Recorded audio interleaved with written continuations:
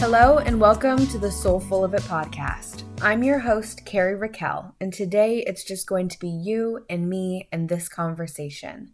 If you enjoy this episode, please remember to go give me a 5-star rating on iTunes and share it out with your networks.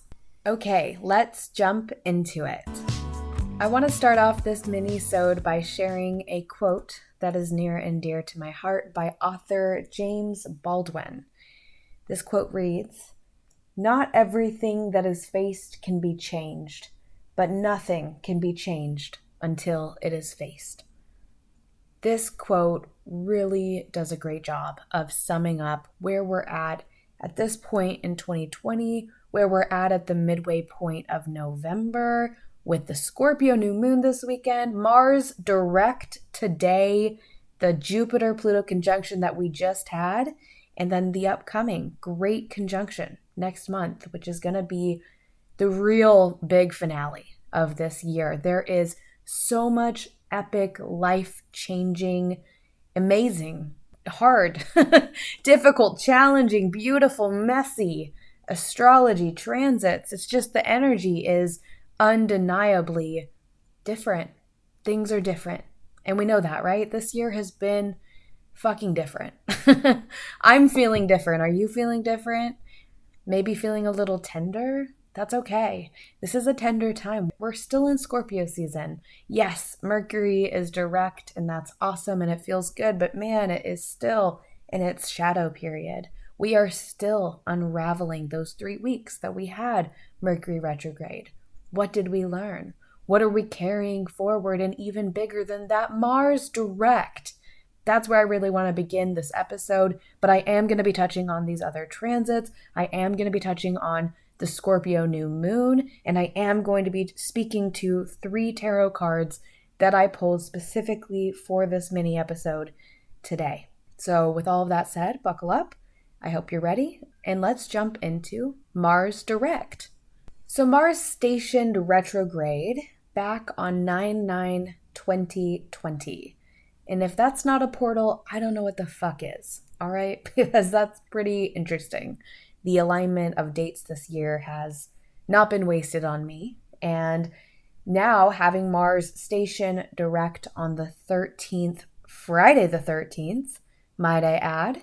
I've said this to many friends this week. You cannot make this shit up. It is that wild. So Mars is our planet of motivation, drive, passion. It's our energy, our resources of energy, our vitality. It is our sense of survival, and it is even our ego. Mars is an extremely important personal planet. So knowing where your Mars is located in your natal chart is super helpful. For me, my Mars is located in Sagittarius. So right away, I know that Sagittarius to Aries, which is where Mars has been and will remain until the new year when it exits its post-retrograde shadow period. So we have more energy now, true, but we're going to get a real jolt of energy at the very beginning of the year. That first week in January, it is going to be awesome. So that's something to look forward to for sure.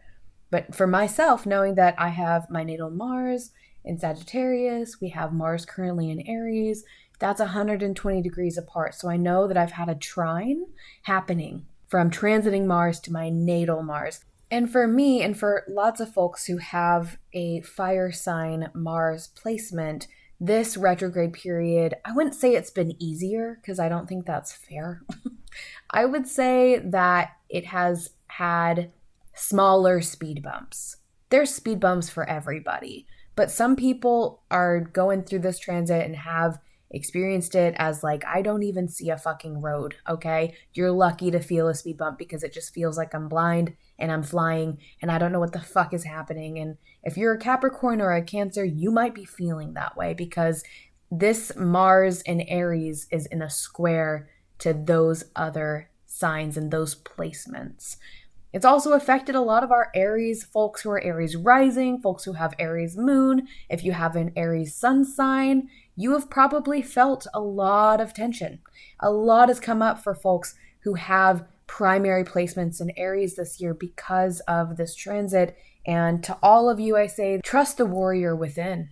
and give grace to the battles that you have fought and won that nobody knows about. And I've talked about that before on the podcast, and I just think it's so important to acknowledge that now, especially in this year with this pandemic and all these crazy fast changes and things that we've had to adapt to constantly all year long.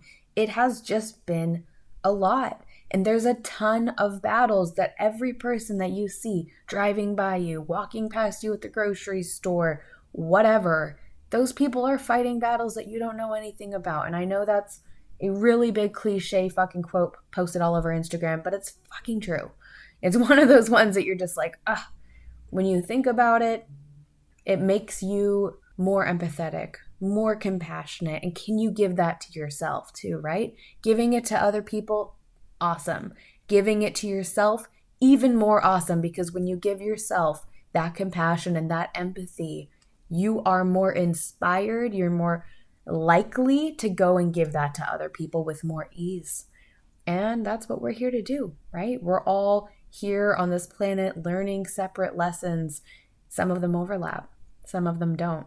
This pandemic has been a big overlap for everybody, but the lessons that it has unraveled are so different, so unique to each person. And Mars retrograde has been a huge highlighter for this. So let's talk about Mars retrograde and what the fuck does that even mean? Why would I care, right? If you're listening to this, what's the point, right? So when Mars is retrograde, which by the way, Mars goes retrograde the least amount out of all planets. So it's a very unique and very important transit. Folks have been experiencing feeling stuck, feeling tired. I can't tell you how tired I have felt. And maybe as an American, it's the election as well. But my goodness, it has been an exhausting last 2 months with this transit. Feeling bottlenecked as well. Like you can't get this project done, or you can't seem to accomplish this one goal. It seems so tedious and small, and yet it's so out of reach. It's just like every time you get there and then it gets taken away by the wind or a fucking tornado or whatever, because that's just the energy of this year, right? The wind is more like a tornado these days. And notice that I use the word can't. Man, that's a Mars retrograde word that we all need to take out of our vocabulary immediately. If you're listening to this and in the next day or two or week or month or however long you can hold on to this nugget of wisdom, you hear yourself think or speak the word can't. Flip that sentence.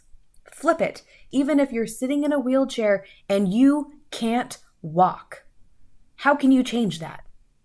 I can go there still. I can still get there. I can reroute. I can redirect. I can find my way. What can you focus on?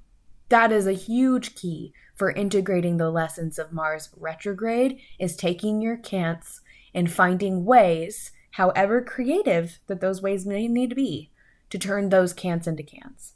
Also during retrograde Mars, folks have been given an opportunity to identify unmet needs.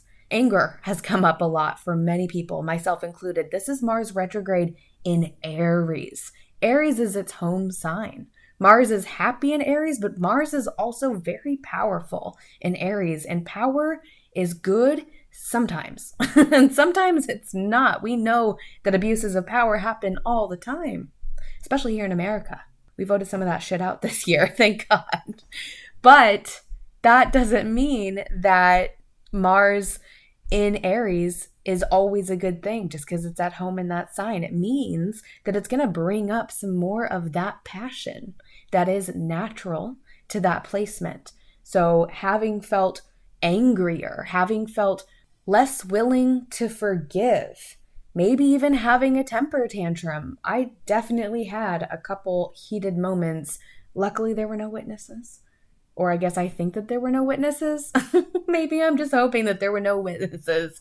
But the point is that I even had a few moments where I wanted to throw or break things and not even over big things for me personally. And maybe that's because I had that trine going on from my natal Mars, and some of the aspects were to my benefit. So maybe it didn't hit me as hard, and yet I still caught myself in moments of anger. And anger is just one of those feelings that masks other feelings. Not to say that you can't feel angry and it can't be pure anger. It's just typically anger it's like a shot. If you take a shot of alcohol, a lot of folks like to take that with a chaser or a lemon or something, right? If you're taking a shot of tequila, you're going to have some lemon, you're going to have some salt, you're going to have something else with it. Anger tends to be like that. Anger doesn't tend to arrive to the party of your feelings alone, which is a good thing sometimes. Bad thing often. Often it's grief. And we've talked about this on the podcast as well. How much of your anger is grief? Has that question come up for you during the last 2 months? Have you considered where your anger is coming from? What is the root if you have anger? Have you considered why you don't feel angry? If you haven't experienced anger, and maybe in instances that you had every right to be angry. Mars retrograde can also bring up just lost passion, feeling less excited about something that maybe used to really excite you, maybe even a person that used to excite you. Mars can also be very sexual, so a lot of folks experience a bit of a rendezvous drought at this time during this transit, and that's okay as well. We don't always need to bow chicka wow wow. Sometimes we do, sometimes we don't.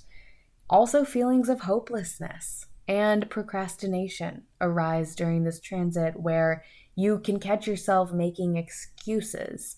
And maybe the excuse that you make is totally necessary and needed, and maybe the excuses that you've been making are bullshit, and you know it. I say that as somebody who has some bullshit excuses that I've been sitting on, and I can't tell you how painfully aware of those excuses I am right now with Mars stationing direct.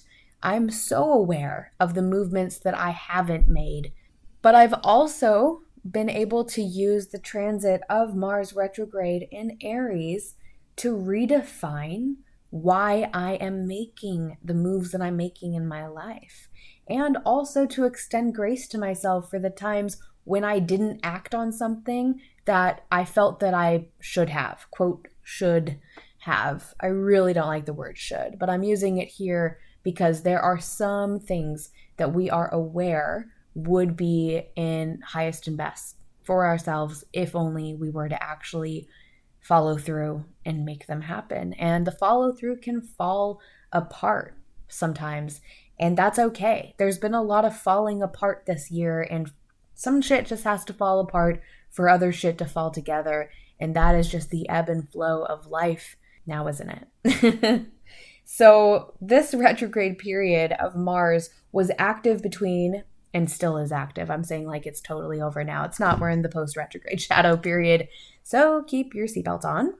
Active from 28 degrees Aries to 15 degrees Aries today, where it's stationing direct. So you can look at your own natal chart and look at where you have Aries and identify, do you have any planets in between 28 and 15 degrees of Aries? If you do, you probably felt this retrograde more than the rest of us who don't, myself included, because I actually have an empty house where Aries is. I have Aries over my 11th house. So for me, Mars retrograde has been lighting up my 11th house of community and goal setting. It has helped me redefine my tribe. Who is going to be here closest in orbit to me and who isn't? And can I be okay with that? Can I stop trying to make this happen? Can I start letting it happen instead? Let people in who are supposed to be in. Don't try and grab for people or places or experiences that I want. Not that there's anything wrong with reaching for the stars and reaching for your goals and your desires and your wants, and that's all fucking important, but at the same time, some things just aren't meant for us. And that's okay. There's actually a lot of peace in letting go of what isn't meant for you. And for me, a lot of that has been coming up because that's the house that this transit's been going through. So I invite you to go look at your own natal chart, identify where do you have Aries, and identify where do you have your natal Mars. What is the relationship between where Mars is transiting in Aries and the relationship between your natal Mars placement? Is it a trine like mine? Is it a square? Is it a sextile? Is it an opposition? Do you have planets in Aries? Is it a conjunction where they're aligned? These are just things for you to consider, and I encourage you to look at your own chart and start to get to know it, because by getting to know your chart, you are getting to know you. And by getting to know you, you open doors to getting to know other people on deeper levels than you have ever known. And it is Scorpio season, and that is what we're all about during Scorpio season. Scorpio rules the 8th house of intimate relationships, sex, death, instincts. That is Scorpio energy, and that's the Scorpio new moon that we are moving into this weekend as well. But before I dive into the astrology of the new moon in Scorpio, the last thing that I want to talk about with Mars stationing direct is rest. Mars retrograde had us all feeling very tired for good reason. We felt tired because we have this productivity culture that values doing more than it values being. And Mars retrograde wakes us up to this. And especially this year, with 2020 being this pandemic, folks working from home, the integration of home and work, the integration of home and everything, with folks being home so much. This has been a profound opportunity to rest. So have you made time to rest, to recharge? Have you prioritized the downtime? Have you been able to forgive yourself for the things that you procrastinated, and now to look back at them and actually ask yourself, why? Why did I procrastinate that? Maybe if you've got, say, Aries in the 10th house and you've had Mars and Aries transiting through your 10th house, maybe you procrastinated some stuff at work. Maybe that's because you don't like your job. Maybe that's because you don't like your boss. Maybe that's because you don't actually want to fucking work there anymore. What is it that you have avoided and why? What is it that hasn't come to fruition and why? And we're reaching for the why at this point in the month. We don't quite have it. Some of us might. Some lucky folks might really get the clarity now as soon as Mars is direct. But a lot of us are going to have to wait until the new year to get the real clarity. So I'm not saying go quit your job if you don't like it by any means. Keep your job, be smart, make your moves at the right timing, but do use the time to reflect on and ask the important questions. What have you been putting off? How have you been allowing yourself to rest? Have you not been allowing yourself to rest? What does that tell you about your relationship to rest? What are you ready to receive with ease? Those are some questions for you to consider with Mars stationing direct today. It's a powerful, powerful week. It's a powerful year. So much change, so much integration, and so much opportunity with all of it. Now I would like to move us forward into the Scorpio new moon that is occurring on Saturday, the 14th of November. Nura and I did chat about this new moon on the November Transits and Tarot episode. I invite you to go revisit that episode or listen to it for the first time if you haven't heard it yet, to get more nuggets of wisdom, especially from Nura. She's such an incredible magic maker. I'm just going to add to that here and revisit it in my own way. And I'm going to start out by sharing a quote that I would like to turn into a mantra. And the quote is, "Release the dark wound, let love in." And that quote is actually the name of an oracle card from the Sacred Rebels Oracle deck. Highly, highly, highly recommend that deck. It is so, so good, especially if you're a person who isn't super familiar with tarot or feel intimidated by tarot. Oracle decks are a great way to get your hands on cards and not feel as overwhelmed with the tarot. And also oracle decks don't typically have like the 10 of swords where a person's like stabbed to death, like that imagery is a little triggering for a lot of us, myself included. So oracle decks typically don't have that imagery, and this oracle deck definitely doesn't. It's beautiful, beautiful art. I so highly recommend it. But that quote, let's turn it into a mantra, like I said. Release the dark wound, let love in. As a mantra, I release the dark wound, I let love in. Simple shift, but powerful nonetheless. And this Scorpio new moon is about releasing the dark wound. This Scorpio new moon is about profound, deep, dark healing. Scorpio is the sign of transformation. It's also a relationship sign. As I mentioned earlier, it rules the 8th house, which is also the house of intimate relationships and intimate partnerships. This is also the sign that rules shadow work. This is where we can really identify some of our projections. This is where we can find opportunities to rewrite and overcome some of the false narratives that we carry that maybe were true, or maybe never were true and yet we believed them, or we carried them with us, or we allowed other people to project them upon us and then they became a part of us, but a counterfeit part of us, right? Because it's not real if it's not true. So what is true? That's a big question for this new moon in Scorpio. What is true for you? What are you truly ready to heal? What does healing look like? Can you be with the healing when it's not pretty? And I don't know many instances where healing is pretty. I actually can't think of any times that I've healed and had an experience that I felt was pretty. It's always messy. It's often chaos, and that is okay. That's part of the process. That's part of what we're doing with the Scorpio new moon. And we've got some awesome aspects happening with Neptune in a trine to our Scorpio new moon, right? Because Neptune is in Pisces. That's a water sign. And we also have this water new moon, which is in Scorpio.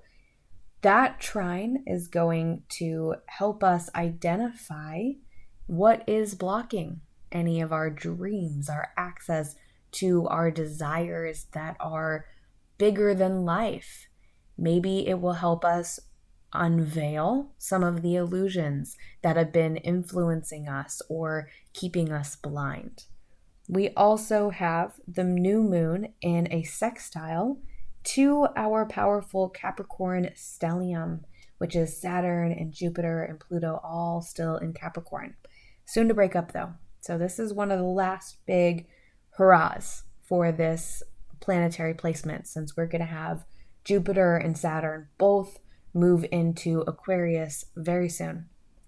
So what does that say? Having this sextile with the Capricorn stellium, we're highlighting what we have been restructuring. We are bringing clarity to some of the habits that need to go. We're also becoming aware of the habits that need to, on the other end, grow. What changes in our daily ways of going about our lives, in the structures that we occupy, whether that's your job, your home, your relationships, it's kind of everything because Pluto's involved. And Pluto is massive. Pluto is far out. Jupiter's massive, obviously huge. Jupiter's got a moon for everybody, okay?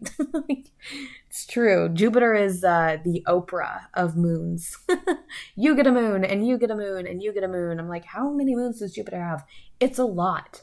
These are big planets, and they have a big impact on us, but it tends to be a slow burn because they move slowly. So we don't always get the ahas quickly from their movements. That's where those alignments, the Jupiter-Pluto conjunction that we just had, the upcoming Jupiter-Saturn conjunction that we'll have, those big moments can give us ahas quicker than usual. And it can be awesome. It can also be really overwhelming. And this new moon in Scorpio is in a positive conversation with the Capricorn stellium as well as Neptune. So most of our outer planets, minus Uranus in this instance, are being activated by this new moon in Scorpio.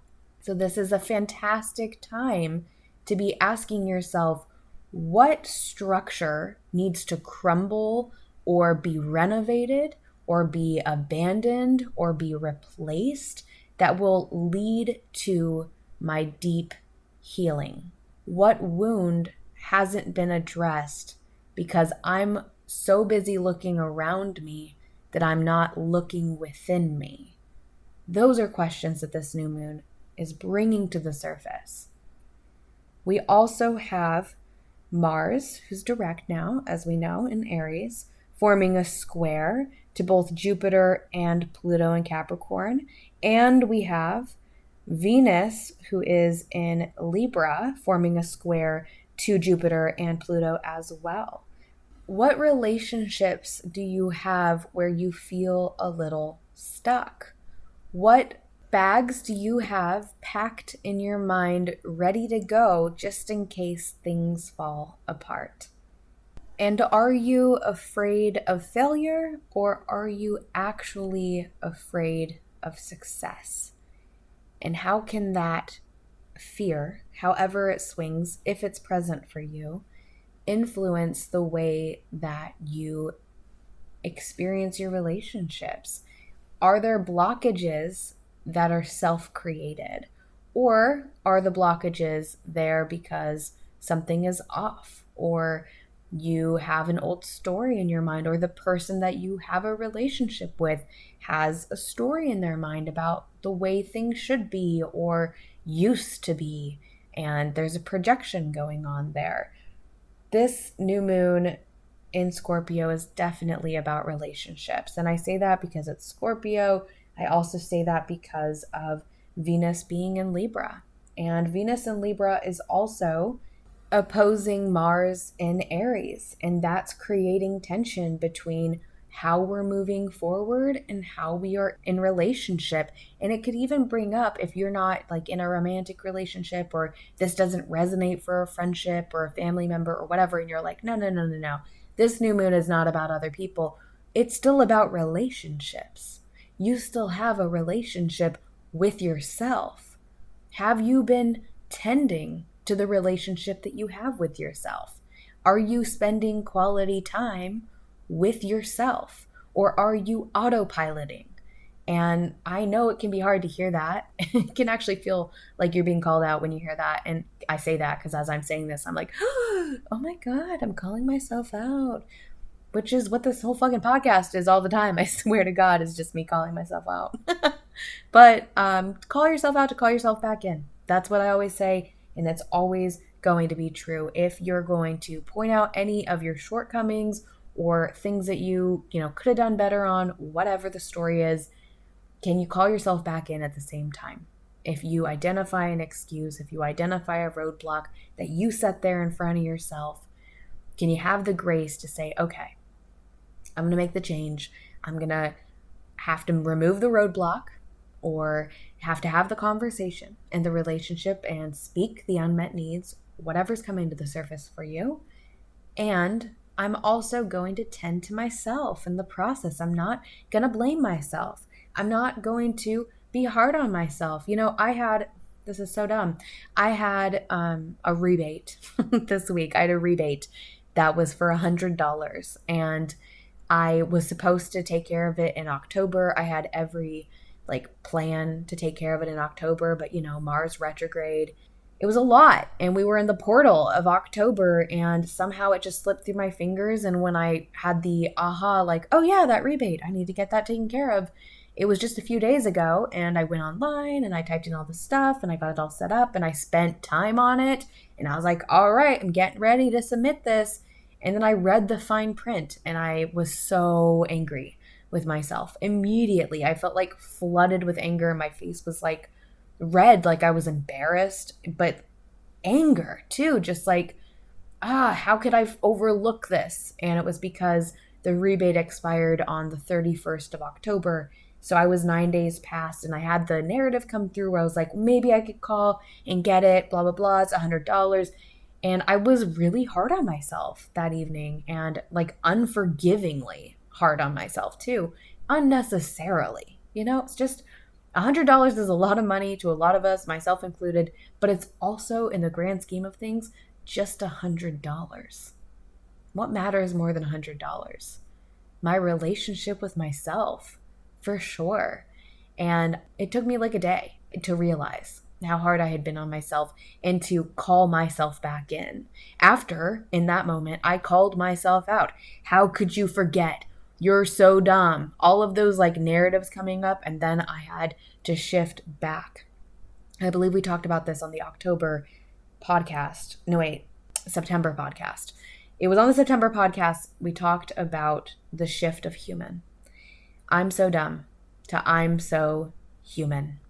That shift can serve anybody at any moment, but especially for the Scorpio new moon, if there's something that you need to heal, that you need to address, and it's heavy, or you don't want to look at it because it is going to call you out in some way, because you know that you've needed to heal it and you haven't been working on it, or you feel like you haven't been working on it. Often we are working on things. Sometimes it's very subtle and we don't give ourselves credit for it. So can you give yourself that credit? Can you give yourself that grace? And can you call yourself back in for the things that you call yourself out on? It's not easy work. None of it is. This whole year is not easy work. We all know that. But do we need to make it harder on ourselves?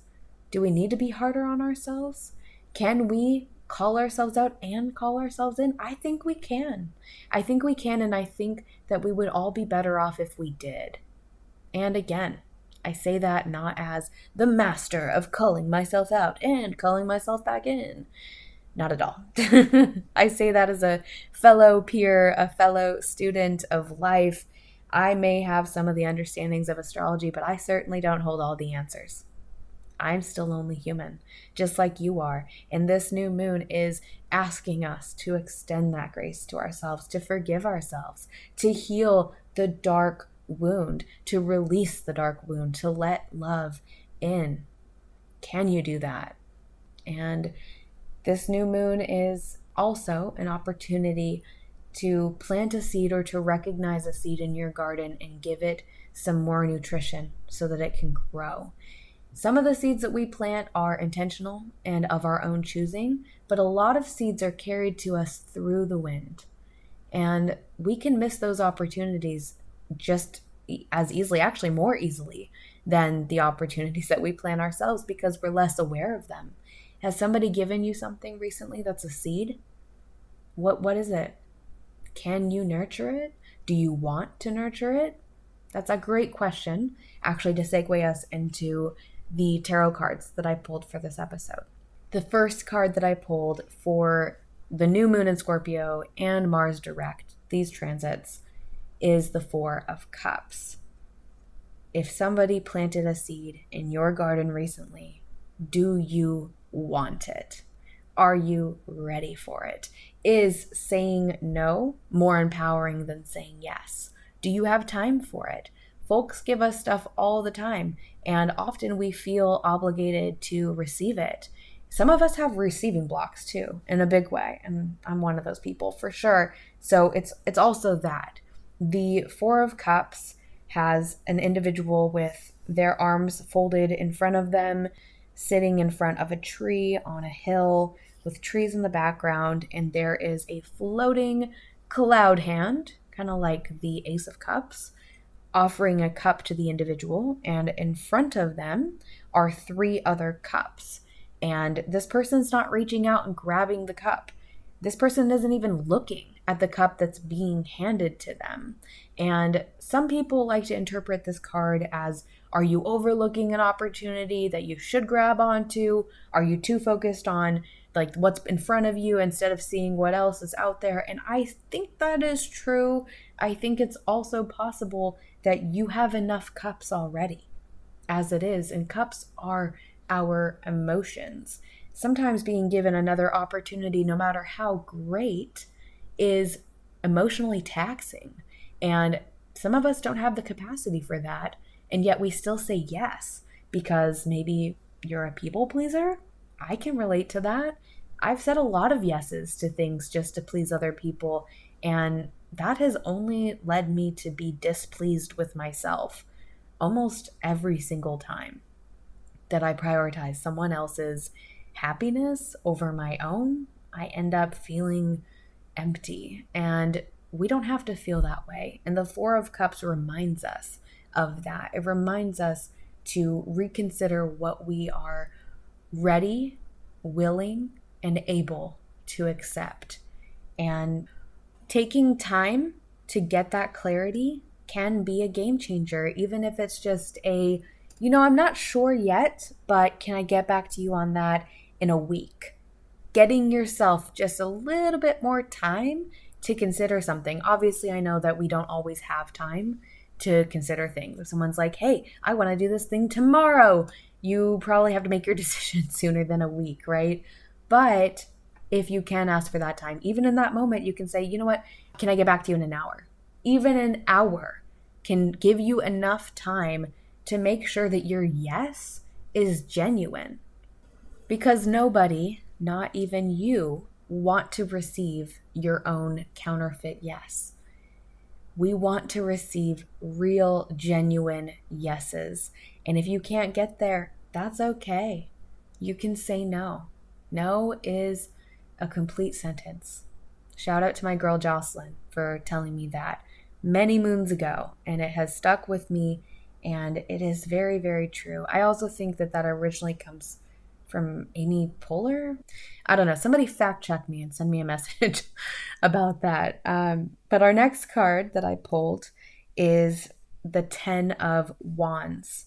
And the 10 of Wands is a completion card because it's a 10.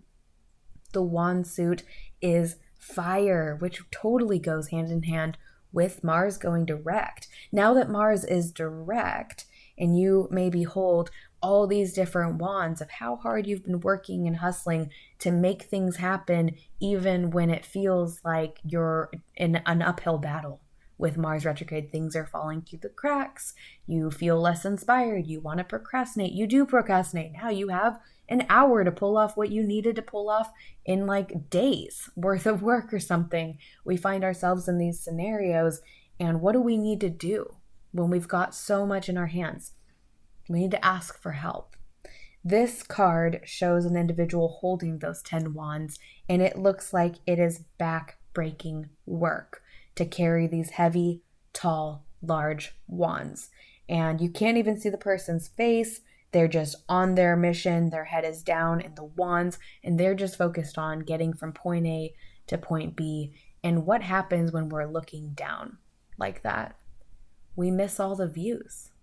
We miss all the views, and we could have them if only we were willing to ask for help. That is what I always think about with this card is, how can I either A, ask for help and delegate so that I'm not carrying all these wands by my damn self, or B, set some of these wands down.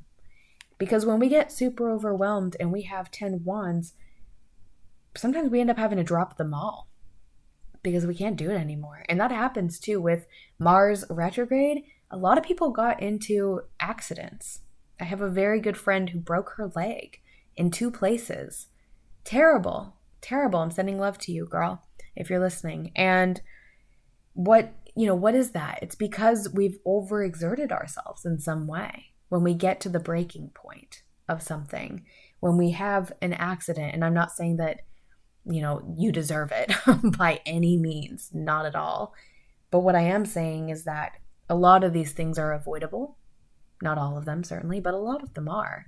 So if we can avoid getting to the point where we have broken our backs over something, or we have overexerted ourselves so we ended up completely abandoning what we set out to do in the first place, then we can avoid that.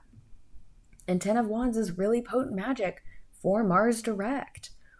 What did you try to get done during Mars retrograde that you haven't gotten done yet? And why? Maybe you needed this extra time to decide, do I even really want to do this anymore? Or is the strategy that I have to do this thing not serving me? Do I need to change it? Would I benefit from changing it? Maybe you would. Just some things to consider. The last card that I pulled for this episode is the Knight of Cups. And the Knight of Cups is also water because it is cups, and it's about movement because it's a knight. You can notice on the card that he's seated on this horse in his armor, this individual, and he's got a cup in his hand and he is riding forward into the horizon. Who knows? He's on an adventure and he's got this cup, and I'm guessing that it's got some liquid in it. Our emotions, right? Big feelings are here and they've been here. It's Scorpio season. It is a big feeling season.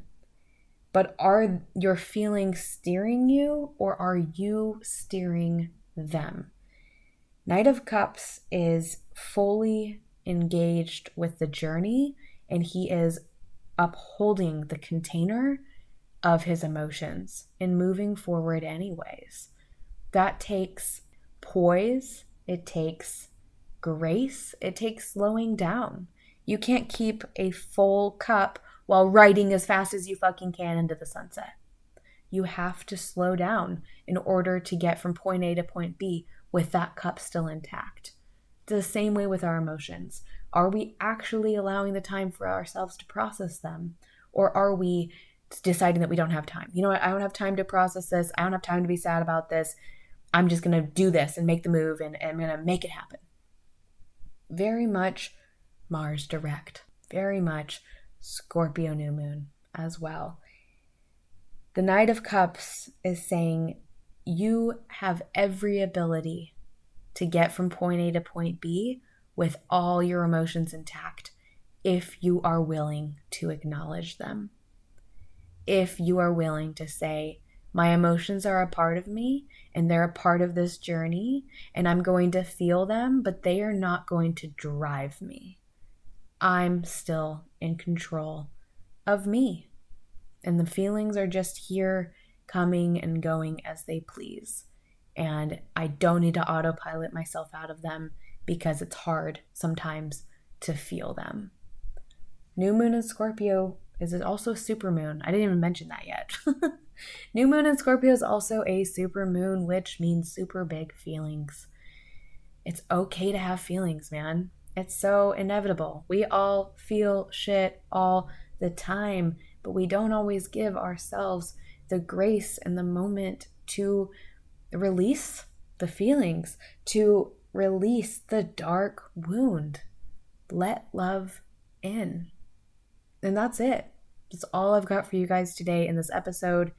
I hope you enjoyed it. I hope it brought you some laughter, some insights, some of your own higher self knowledge to come through.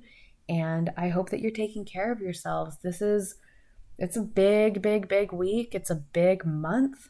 And myself and Uni will be back on December 1st to guide us into it. And if you need some more inspiration, feel free to listen to this episode again. And I also invite you to revisit the November Transits and Tarot episode featuring our amazing friend Neuro Rochelle. I'll catch you on the next episode. Take care of yourself.